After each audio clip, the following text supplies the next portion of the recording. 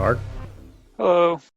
Thank you for coming on the show today. I really appreciate you taking the time. I'm learning more and more about charter cities, and I think it's a fascinating space at which you're kind of near the top, leading the way as leading the Charter Cities Institute. So, would love to hear. Obviously, we'll talk a lot about charter cities, but I also want to talk about you a bit. Would love to hear your story and how you got to where you are now. Sure, thanks for having me on. So, I guess my interest in charter cities started about 10 years ago. I was attending a talk, and the speaker briefly mentioned a guy named Michael Van Natten who was trying to build a free port in Somaliland. And it was basically just when I had finished college, and that kind of caught my attention and really got me down the rabbit hole. That summer, I went to stay with Spencer McCullum, who had edited Michael Van Natten's book in Mexico, to learn more about the ideas. And there was basically a small community of folks interested in competitive governance and charter cities and things like seasteading. And I fell in with them.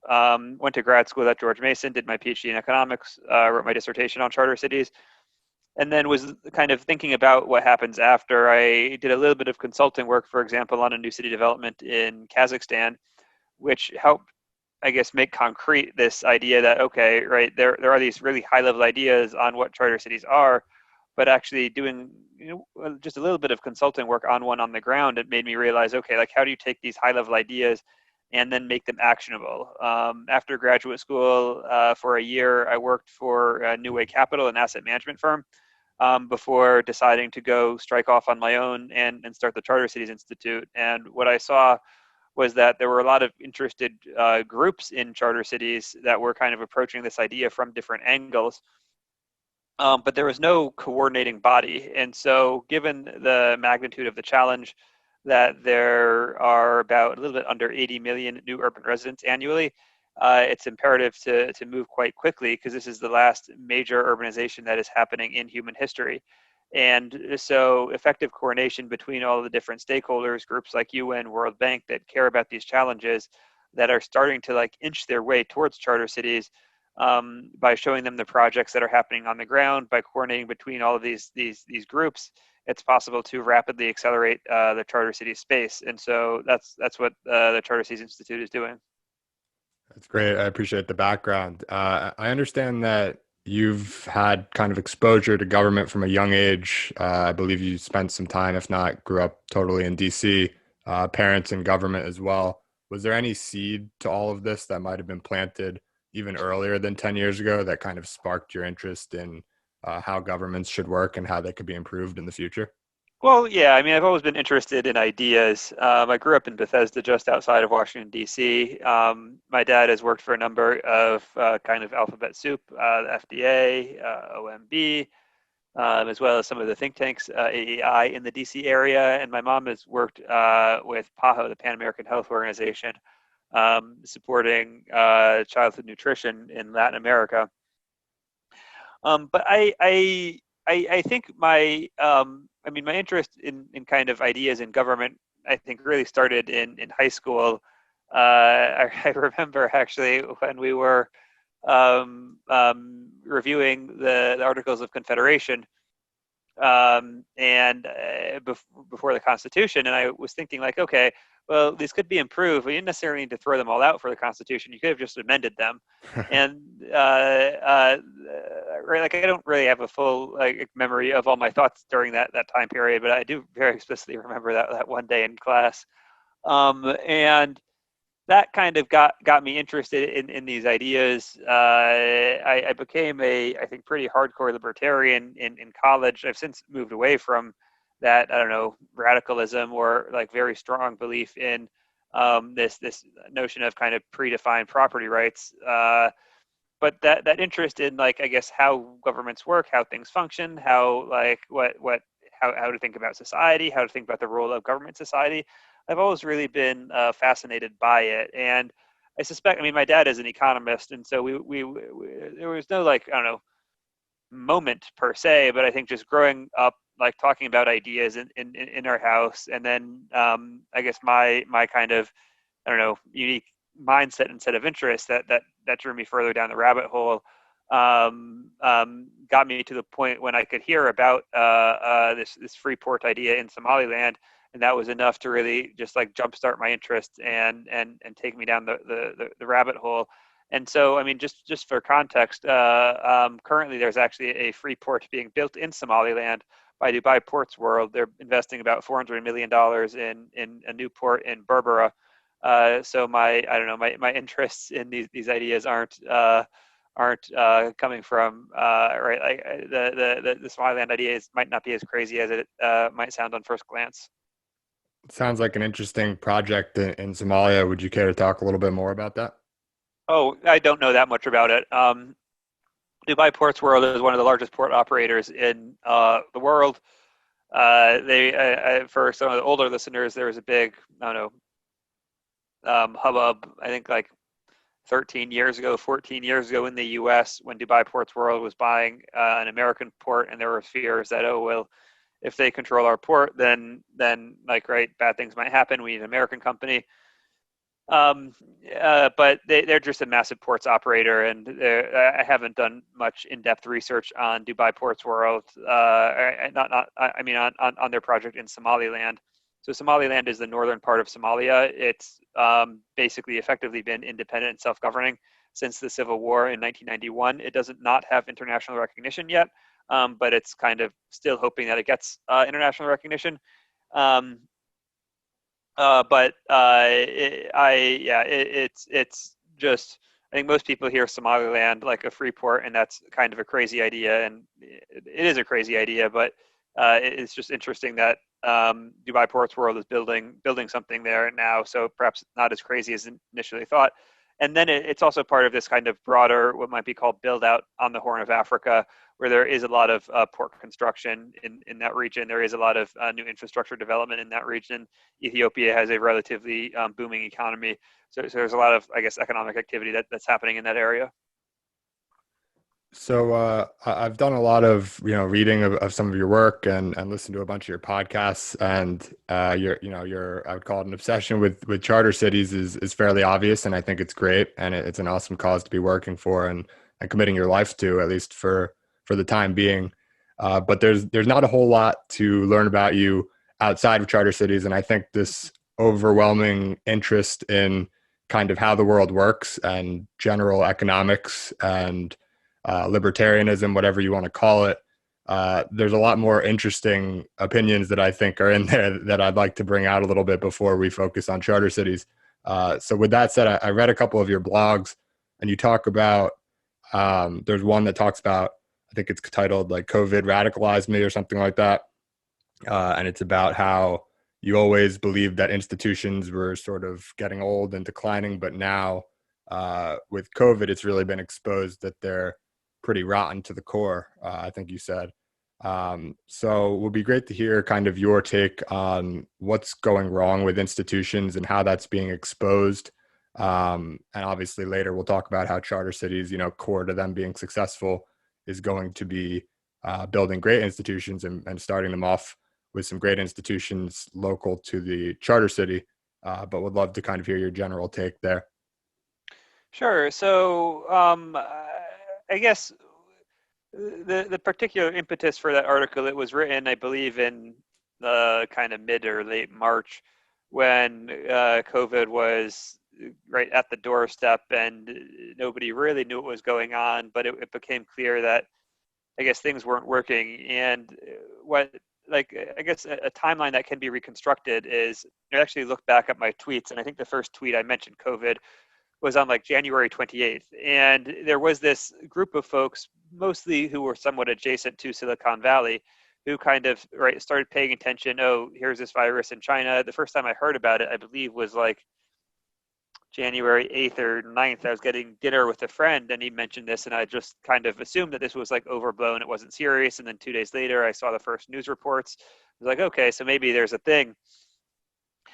And then it basically gets to late February and early March, when things still haven't shut down. I actually made a bet with a friend, will there be a quarantine or stay-at-home order in the U.S. within the next 2 months? And And she basically said, "Oh no, of course that's not going to happen. It's the U.S." And I was like, "Well, why?" And she's just like, "The answer was it's not the U.S."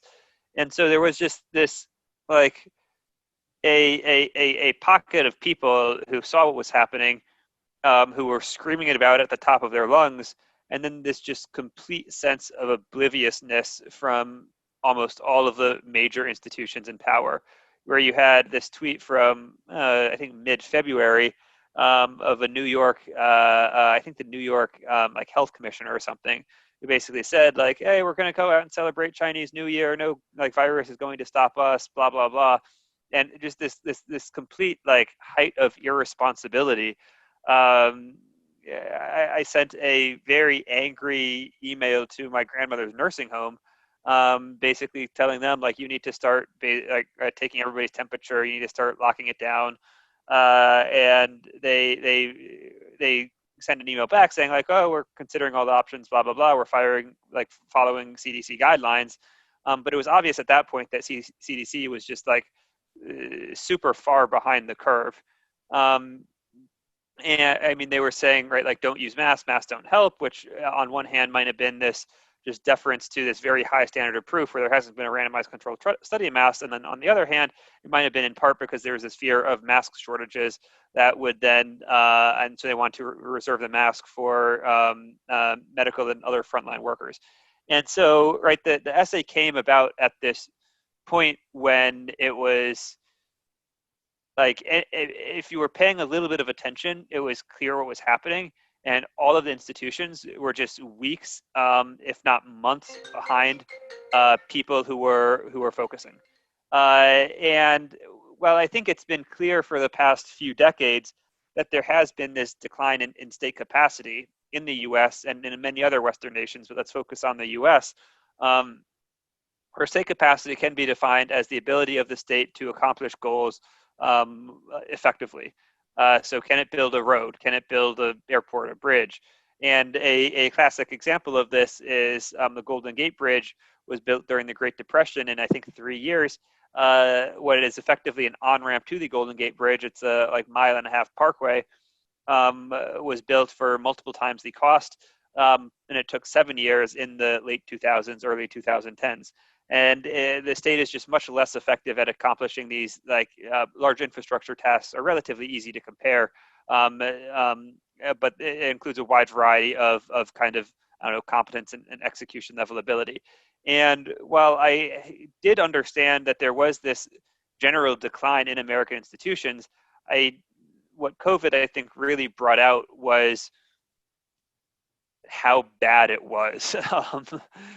Right, like you had the FDA and the CDC shut down the first woman, a doctor named Helen Chu in Seattle, who found the first case of community spread, and she tells them, and they tell her, you need to stop testing because you haven't gotten proper approval. And right, this pattern just repeated itself over and over again.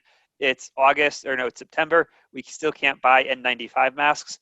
Right, it's just ridiculous. It's not a hard problem.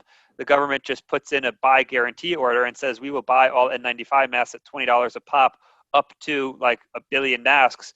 And right, like all of the factories will retrofit themselves. Not all of them, but a lot of factories will retrofit themselves once there's this guarantee in and start producing N95s.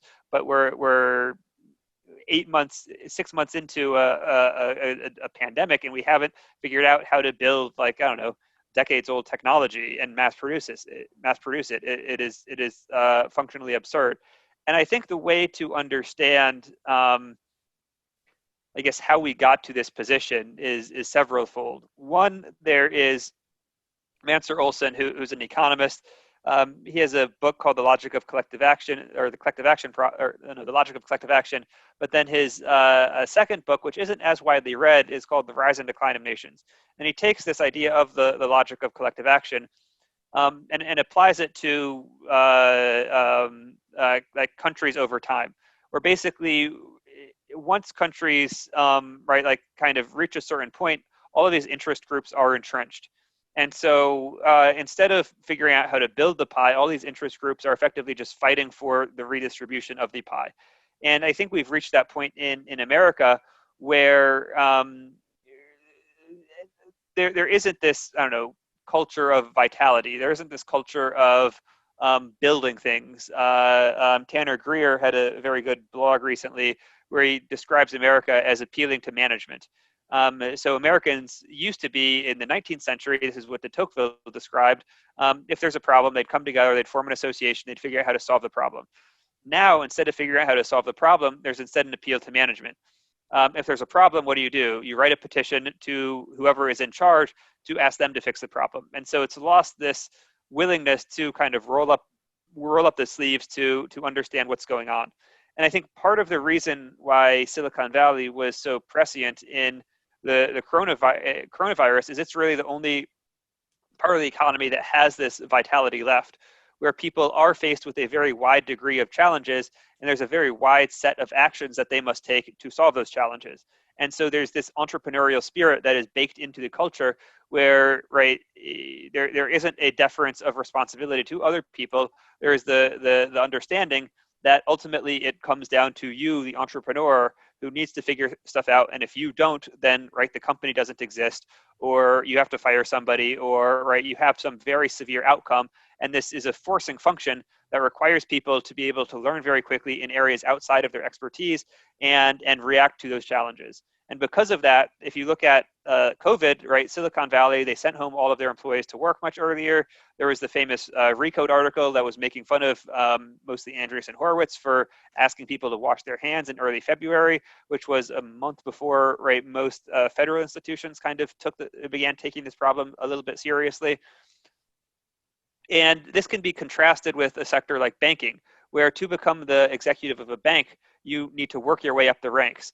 And because banking has been established in the US for a century, there isn't a wide set of choices that you have to make, right? The set of choices of a banking executive is much more constrained than the set of choices of a newer company in a newer space.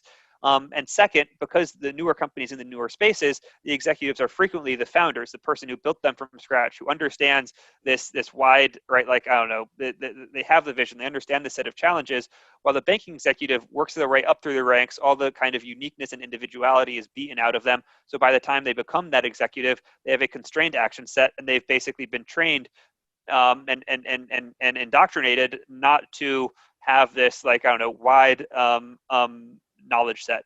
And so effectively what this means is one, like, most of the administrative class in the US has never really faced a serious challenge, right? What do? They get an undergrad at Harvard or Yale or University of Chicago, and then they go work for a few years, maybe in management consulting, maybe in investment banking, maybe they're on the Hill. Then they go back to grad school, they get an MBA, they get an MPP, whatever it is.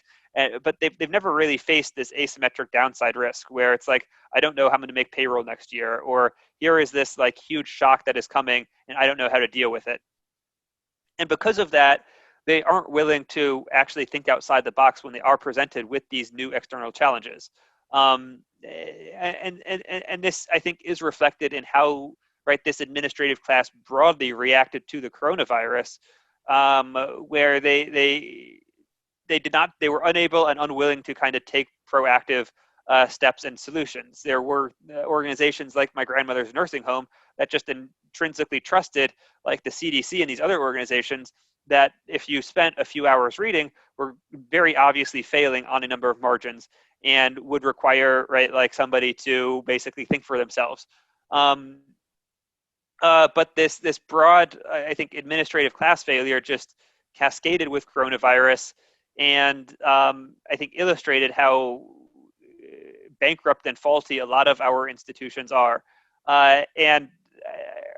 Right, and this is, I think, part of this, I think, broad challenge we're facing for the 21st century, is how to revive and revitalize liberalism institutions to get back to something that looks healthy, where people are optimistic about the future, where people can undertake in long-term projects, where, right, we aren't leaving whole classes of people behind, that can get to this, I don't know, good, healthy, prosperous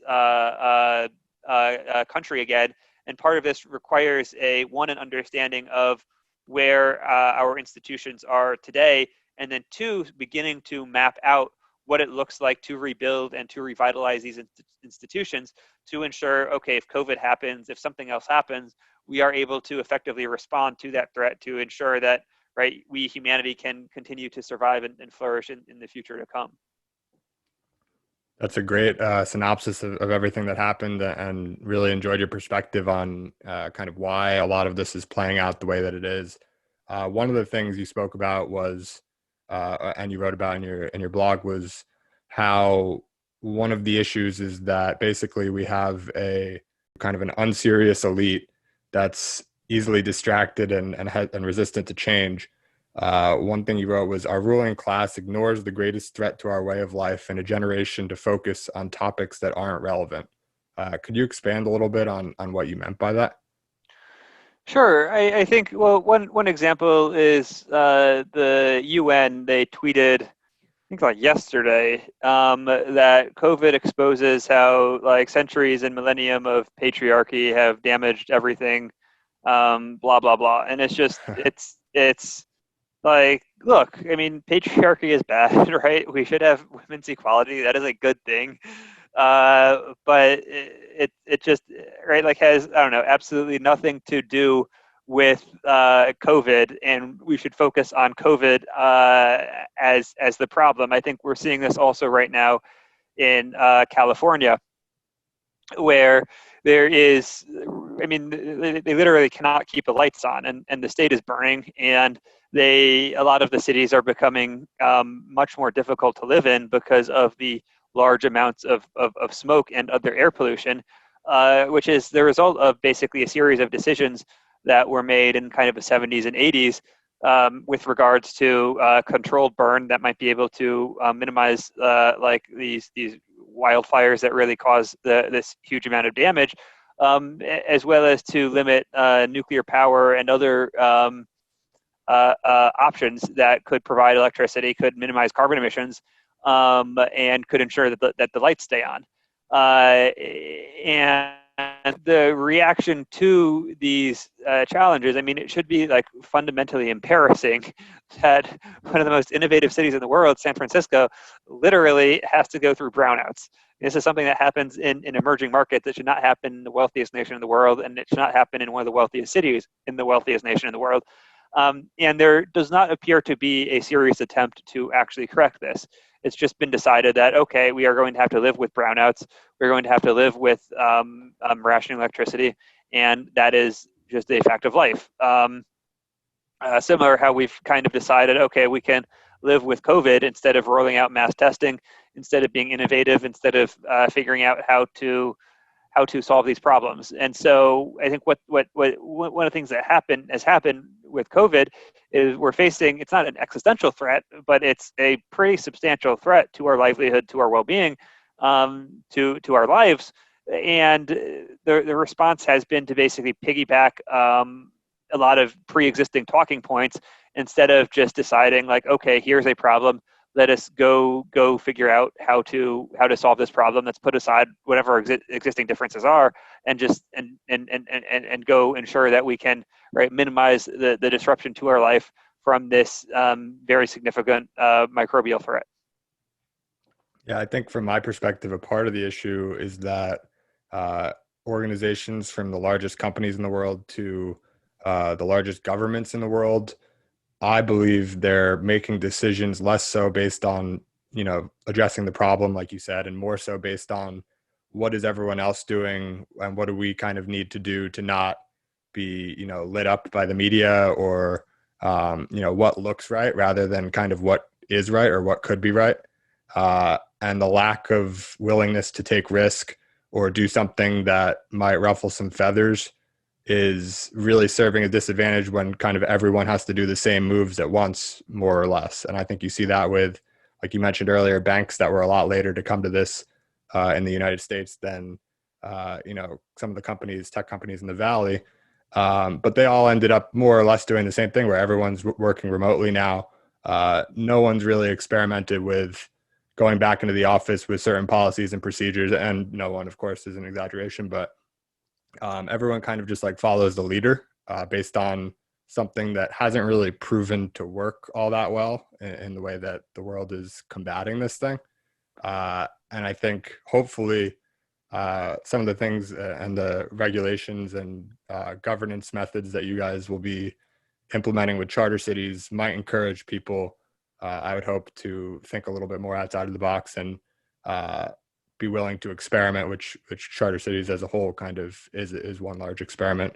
Last thing before we head over to that territory, um, everything that we're talking about kind of hits on this lack of progress and innovation. Everything seems like it's advancing very quickly, but it's all within the world of online and mobile apps and uh, software businesses and things like that. Peter Thiel famously said we were promised flying cars, but got 140 characters.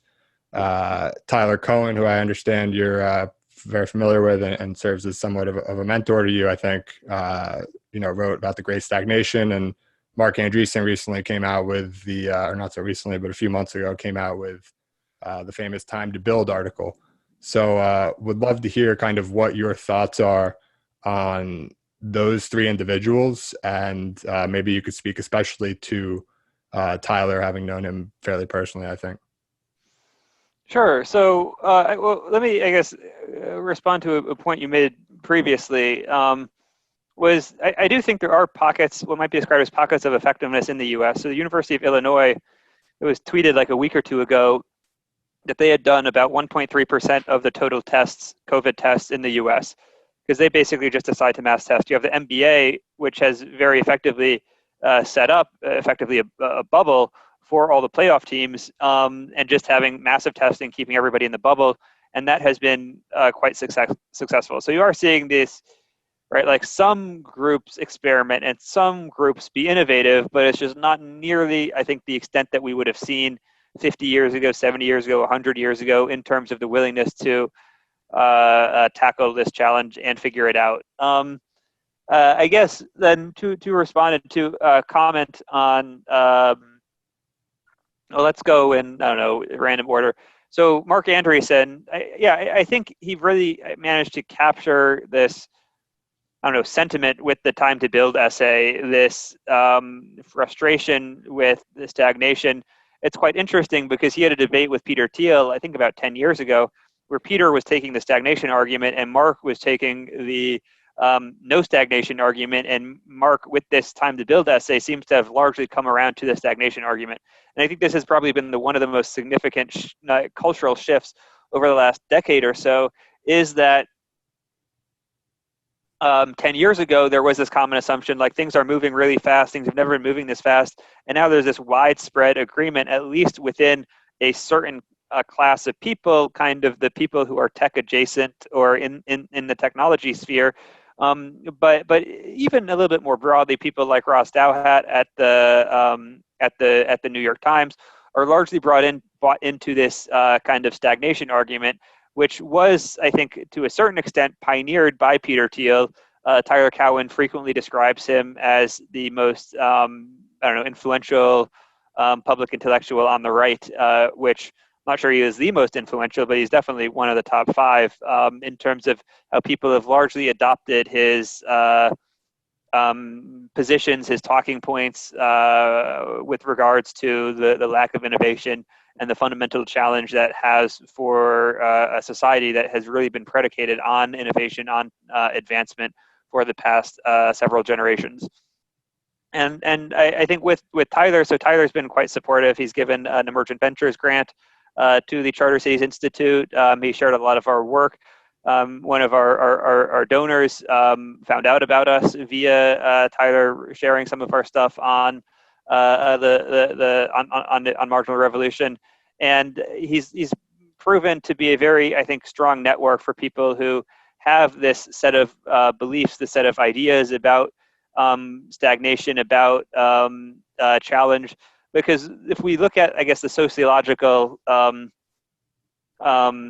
network, the spread of these stagnation ideas, it was really Peter Thiel, and they've been adopted by a lot of people in the Valley, but for ideas to have a bigger impact, they need to be adopted by a wider audience. And Tyler was, I think, one of the key people with his book, The Great Stagnation, that had this be adopted by a wider audience, combined with the fact that because Tyler sits at least partially in the econ world, which has a disproportionate influence on policy, he's been able to not so much impact current policymakers, but hopefully to help impact and influence the next generation of policymakers to begin to identify this mindset. And so you see a lot of like new branches of the trees of people who got like master's degrees at Mercatus are now some of the most innovative policy thinkers in the U.S., many of whom were influenced by Tyler. You see this spreading with across the Atlantic with Works in Progress, a great new magazine by Ben Southwood, Saloni, and Sam Bowman. And so you're beginning to see this gestation of the idea go from something that was relatively niche to become widespread, to have a cultural impact. And hopefully over the coming years, we can really see that begin to take off to the extent that hopefully we can start nudging and inching our institutions towards more effective functionality, towards taking these challenges more seriously and figuring out how to restart the engine of economic growth. Right. Well, I appreciate you sharing your perspective on all of this. I know it's a little tangential to what you do most days every day, but or all day every day.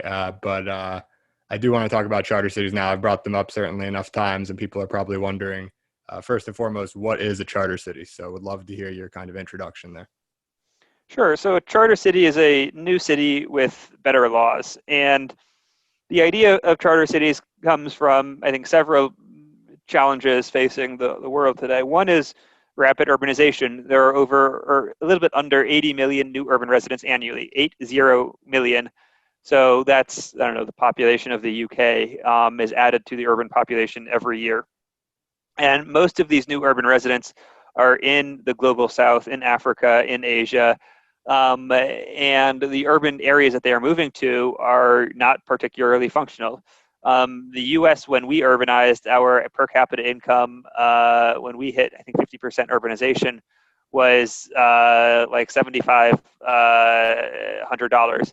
And if we look at where the urbanization is taking place, the per capita income is much lower than it was in the current high income countries. So basically urbanizing at lower income levels and facing this wide, I don't know, breadth of challenges in terms of things such as urbanization without industrialization. So typically urbanization has been accompanied by improvements in productivity, improvements in economic growth. So people move to cities, they are part of a larger labor network, they're able to gain more skills, they become more productive, their kids get better jobs, and this is part of the general cycle of economic growth. And now what is happening, at least in parts of sub-Saharan Africa, is there's urbanization without industrialization. So people are moving to cities, but not actually getting this degree of economic growth. And so instead of moving to a city, starting out in a slum, and then your kids have much better lives, the kids are kind of condemned to live in slums as well. And so that's one challenge, this very rapid urbanization that's happening that does not have the right infrastructure, either in terms of physical infrastructure or in terms of institutions to help deal with it. The second challenge is governance. So governance can be very difficult to reform, particularly on the national level. But governance is key to long-run economic growth. If you have good governance, you will tend to do relatively well. If you have poor governance, you will tend to do relatively poorly.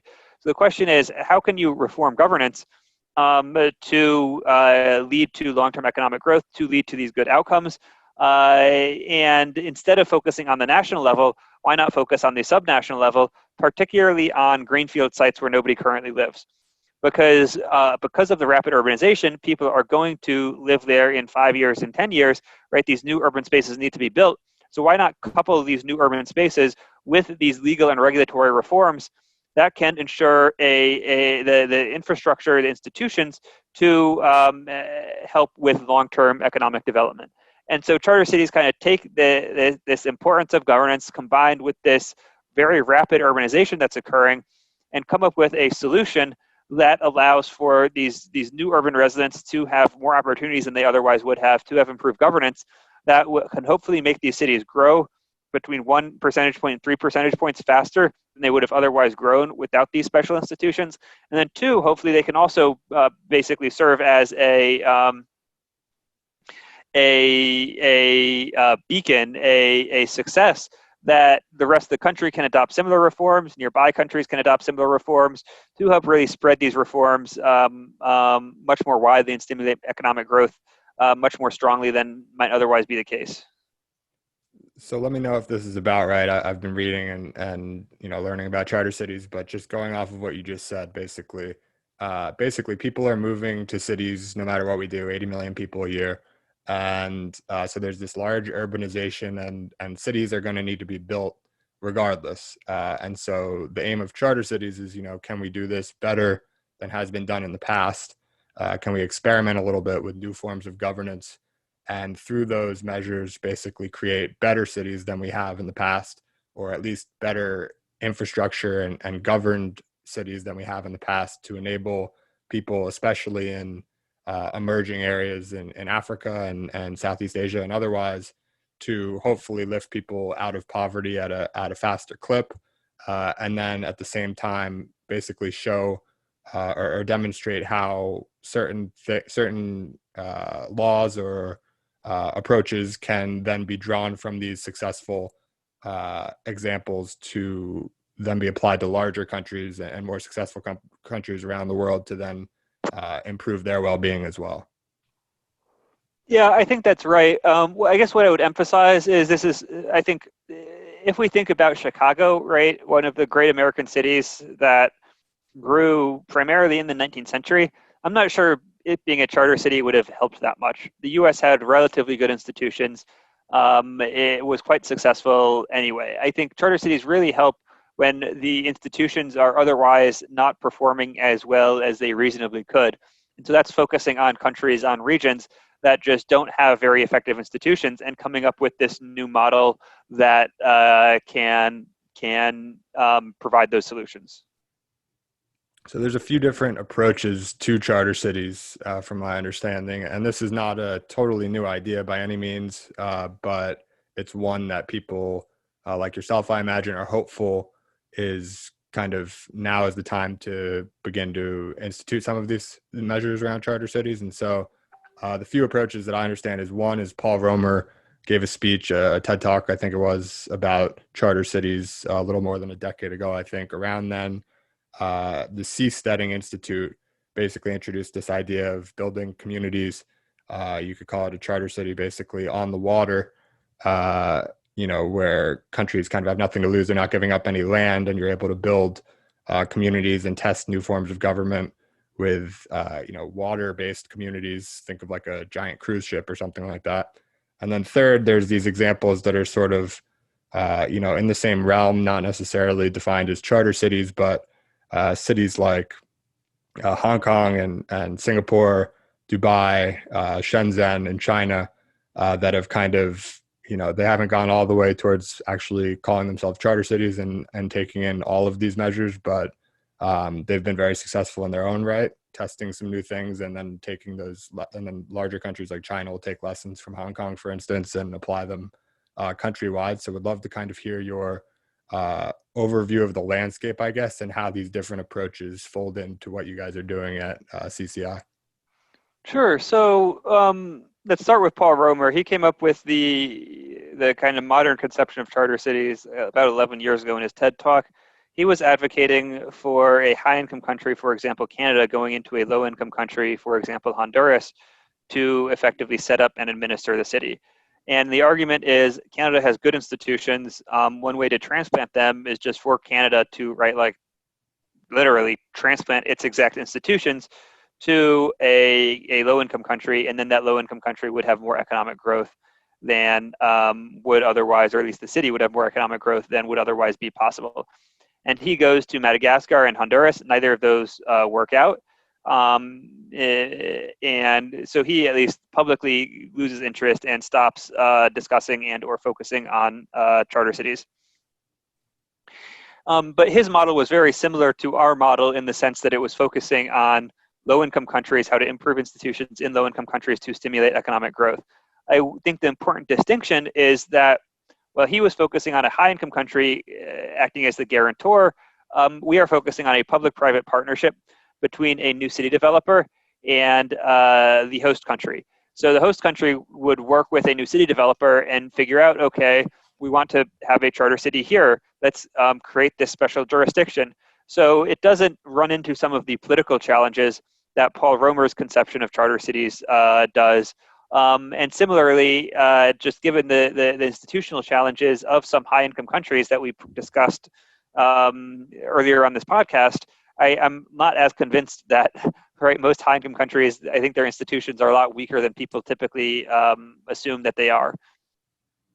So that's Paul Romer's version. The second version is kind of the Seasteading Institute, which was founded, I think, 12 years ago.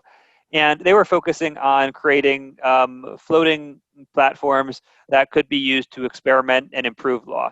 And so while Paul Romer's Charter Cities version was focused very much on catch-up economic growth, how can we create institutions that allow for catch-up growth? The Seasteading Institute was much more focused on pushing the frontier. They weren't interested in catch-up growth with low-income residents. They were much more interested in attracting high productivity people, people like software programmers, doctors, lawyers, etc., and getting them on a floating island that could then experiment with laws and governance and really start to improve them.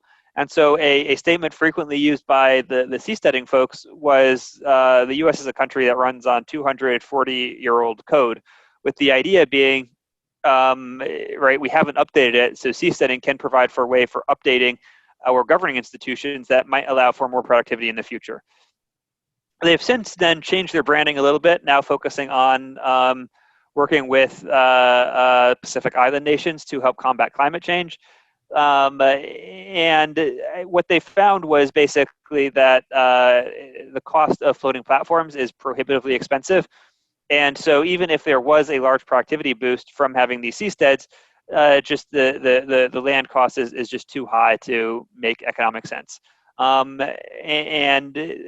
such, they've focused on more Pacific Island nations in protective waters that can help provide for some solutions for climate change and other kind of challenges currently being faced by the world.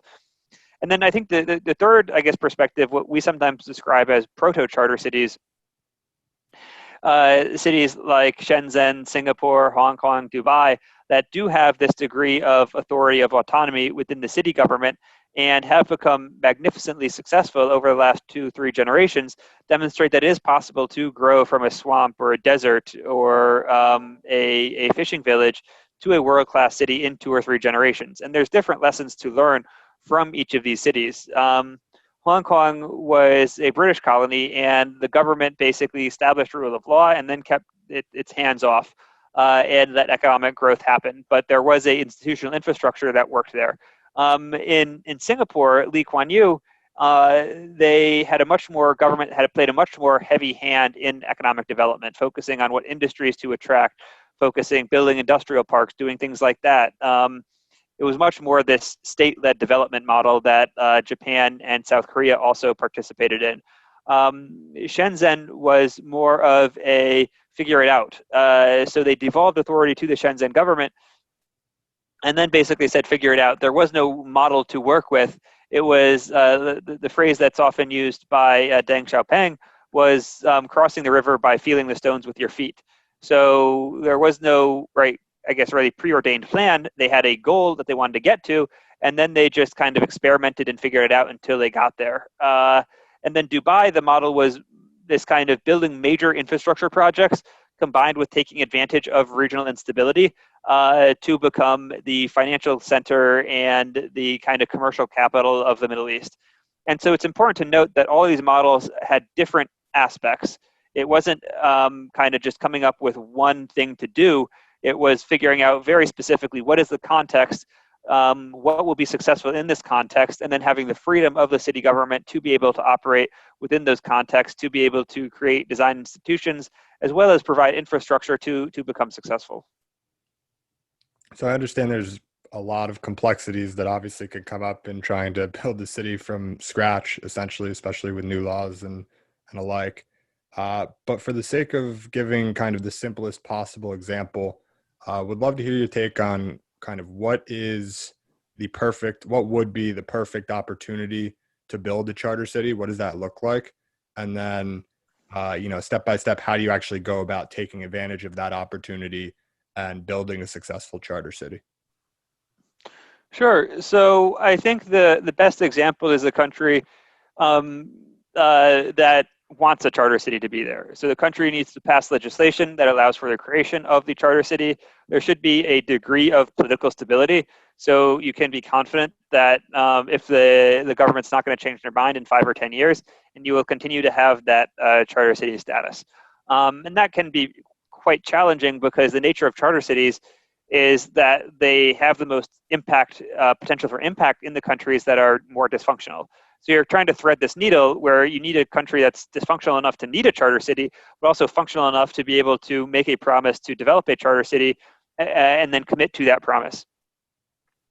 Second, after that, you need land.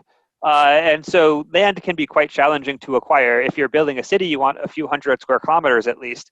And so how do you get this size of land that is sufficient for city development? Where is it located? What is the water source for the land? Right, there's all these questions about what makes good land, where's the nearest infrastructure, things like that. Third, so all right, so then you have the country and you have the land. Third is you need there to be ideally a rapidly urbanizing population. The U.S. hasn't really built any new cities in the last 40 or so years because we have a lot of existing cities and because our population growth rate is much lower than it used to be. And so there isn't nearly as much demand for new cities as there was 100 years ago in the U.S. I mean, 100 years ago, the population of LA was just a few 100,000 people, and now it's a city of I think 11 million or so. And so you need this demand for new cities, which typically comes from a rapidly urbanizing population. So if you have land, if you have a host country that is welcoming, if you have the potential population, then what you need to do is several things. You need to develop a plan, and this is both a master plan as well as a governance plan. Where is the power plant going to be? What do the streets look like? How are you going to build out sewers? You need the governance. What are the departments for the city government? What do they do? How do they create labor law? How do they create environmental law? How do they create a business registry? Things like that. You need to identify who the anchor tenants are going to be. What industries are going to attract to the city? What are they going to produce? You want to link that with the existing economic region. So think about what economic activity is happening in the region. Focus on like if they're producing palm oil, maybe you want to do a palm oil manufacturing in the city to get it off the ground. What industries lead to these positive long-term economic effects? Some industries don't have positive externalities. Other industries have lots of positive externalities. You want to focus on attracting the industries that have positive externalities. So you can set it off on the right foot for this kind of long-term economic growth. And I think then the last kind of piece of the puzzle is the financing. You need to ensure that there is a financial model that can attract the type of investment needed to build a charter city. And once you have, I think, these things in place, and once you have all the stakeholders with agreement, then it's just a matter of execution. And obviously, execution is extremely challenging in and of itself. But right now, there's a few charter cities that are in the kind of execution phase, but most of them are still really in the ideation phase, and this model hasn't really been established. And so what we see as key to the long-term success of the charter cities movement, of the charter city space, is developing this general model that hopefully can be replicable 2 times, that allows for the development of dozens of charter cities that can really have the potential impact. Just because it's not enough to have one or two. Given the magnitude and the scope of this challenge, it's important to really figure out how to create a charter cities industry that can produce a lot more than just one or two. So there's a famous quote, if you build it, they will come, and kind of what you're describing, you build the ideal charter city in the ideal location with a government that's stable but kind of needs a charter city and kind of threads the needle, like you mentioned, and you've got a rapidly urbanizing population nearby and all the various factors that go into building kind of the perfect charter city. What do you make of the notion that this could kind of be flipped on its head where rather than building the perfect place and then having people, be attracted to that you could take kind of a community that's already built online and then, have them kind of build a community because they want one already. It's not something that you need to attract people, but it's something that you're effectuating on behalf of a community that already exists. I'm like fairly skeptical of that idea. I like to joke there's three ways to start a city. You can be a government. If you're a government, you have much different budget constraints than a typical company. And so you can build a new city and then you can just force all the bureaucrats to live there. And that's happened a lot of times in human history.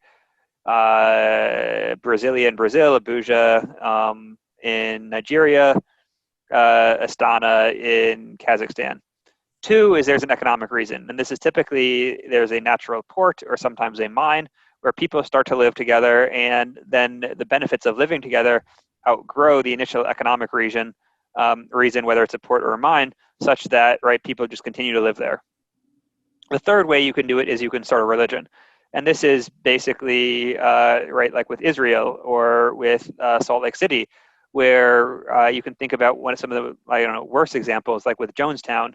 But you need to have people have a strong enough sense of a shared identity that they are all willing to pack up and move to a new area, a new location.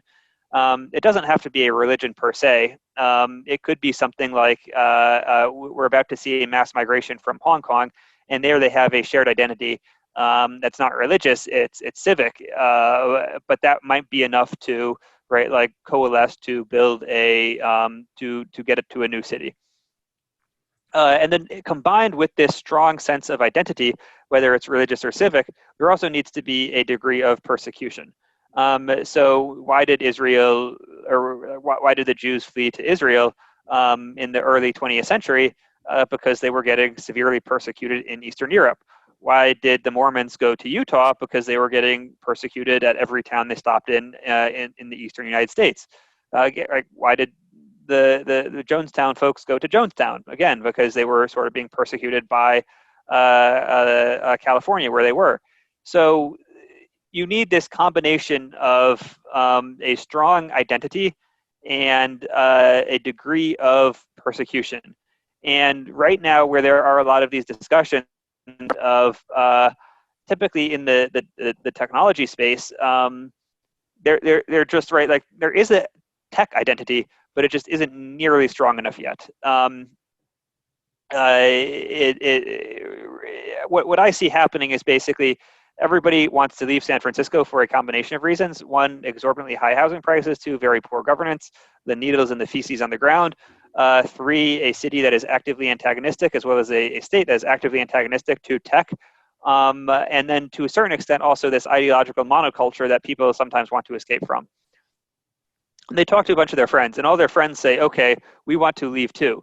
But the problem is all of their friends are also talking to their friends. And so even if you have these thousands of people who want to leave, coordinating them becomes extremely difficult. And then because the persecution isn't on any margin comparable to some of the persecutions that I discussed, for example, the Jews in Eastern Europe, for example, like the Hong Kong population, the competition then becomes much stronger in terms of places like Austin, Texas, or Seattle, or Miami, or Denver, Colorado. And then two, while there is a degree of a tech identity, it just isn't nearly as strong as a religious identity or as a civic identity. And so I'm quite skeptical that the pieces are in place. Perhaps they will become in place over the next 10, 20 years. But I think a lot more groundwork needs to be laid before there is kind of this, mass migration based on a shared online identity to specific areas to build new communities. And then two, even if they do this, even if the new communities are built, there's the open question of whether they actually become new cities, just because the demographics aren't really there. The U.S. has below replacement level births. Our population is only growing because of immigration, and so I'm just quite skeptical that there is that much demand for these new intentional communities, and that the identities are strong enough to really cohere them together and to solve that coordination problem to get everybody to move to a place in one go. All right. So picking up off of that, would love to hear about, what you guys are doing at Charter Cities Institute today, and what's an interesting project that you guys currently have underway. Sure. So well, we've been doing a lot of thinking about, right, what is a Charter Cities Institute and what are we doing? And when I started this, there wasn't really much of, there was like, you could know all the people interested in charter cities, and now it's changed. There's a lot more people interested in charter cities. And so we have been working with several new city developments. We basically realized that because we are a nonprofit, the primary value add of the Charter Cities Institute is to provide public goods in the charter city space. And what does this mean? Like broadly, we want to create a charter cities ecosystem. So we see all of these stakeholders who are interested in charter cities, but they don't really realize it yet. They're kind of approaching it from different angles. And we believe that if we act as a convener, if we can bring these people together, if we can present a powerful vision, it's possible to get them on board to unlock a tremendous amount of resources that can be directed towards charter cities. So organizations like the World Bank, maybe when they release like their annual report, they say, we are worried about governance and urbanization and migration and infrastructure. And we believe that there are like 5 possible ways to solve this. And charter cities is one of those solutions. And what does that do? That unlocks a huge amount of downstream resources. It means that a lot of the economists in the World Bank might start thinking about charter cities, researching charter cities. It means that the World Bank lending programs might be targeted toward charter cities. It means that government officials, when you talk to them, they can think, oh, I saw charter cities mentioned in that World Bank report, rather than who is this crazy person who is coming to talk to me. And so by creating this awareness, this understanding of charter cities, it's possible to unlock all these resources, combined with currently people use charter cities to mean a number of different things, right? There's different ideas. If we're able to create a standard mental model for charter cities, then it's much easier to find people to work with.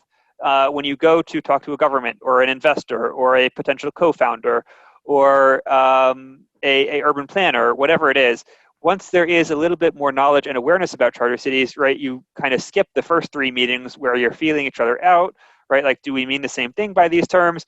And you're developing a much stronger understanding of what you can get to the core of the issue much quicker once these shared mental models do exist. And so what we see ourselves doing is like broadly creating the charter cities ecosystem, which kind of has 2 core elements. One is creating a charter cities industry cluster. And what this specifically means is that there are a lot of groups and stakeholders that have a lot of resources to add to charter cities, and charter cities can advance their values. And basically by unlocking these resources, it becomes much easier to build charter cities. And so we can compare this to Silicon Valley, right? Silicon Valley is an industry cluster in the sense that there are shared mental models. There are consistent financing streams to identify high potential people early on and give them the resources they need to succeed. There is an understanding of what product market fit is, of what, like when you raise money, how you pitch, of all of these different things that ensure that it is able, like Silicon Valley is able to produce all of these technology companies and be much more innovative than much of the rest of the country. And so similarly, if we want dozens of charter cities, we need to create that sense of an industry cluster where there are these relationships, where there are these networks, where there are these shared ideas, where there are these funding streams, where there are these relevant supply chains to ensure that dozens of these charter cities can get built. The second part of building an ecosystem is building a movement. And what this means is developing this core sense of idea with this identity that comes with it. So for example, if we look at effective altruists, right, people have this core sense of what an effective altruist means. If an effective altruist leaves one organization and goes to work for the government or for a funding organization or whatever it is, then people say, yes, this is great. Now, because we understand that they share our values, they share our beliefs, they can unlock this greater pool of resources. And so within the Charter City space, what that means is, okay, if somebody works for the Charter Cities Institute and then goes and leaves and works for another organization, like the government or like a funding organization, whatever it is, then we know that, okay, we have somebody who shares our values, who shares our beliefs, who can help advocate for charter cities within this broader context, even if they're no longer working for us directly with us, but they can still work with us. And having this, I think, shared sense of identity, this shared understanding, these shared values, allows us to hopefully activate this much wider scope of resources that can be used to help create dozens of charter cities. Well, Mark, I appreciate the time today. I think what you're doing is awesome, and I hope all of that comes to fruition for Charter Cities Institute and for you personally in all your endeavors. I want to give you the last word to tell people where to find you online or talk about anything that you didn't get the chance to today. But thanks again for coming on the show, and it was really great talking with you. Sure, thanks. So you can find me online at mark at cci or mark at mark M-A-R-K Lutter Lutter. Our Twitter handle is cci.city. We're also on Facebook. We're on Instagram. We're on LinkedIn, and we have a podcast. We have a blog. We have a lot of research papers. If you're interested in these ideas, shoot me an email and let's get in touch. So yeah, thanks so much for having me.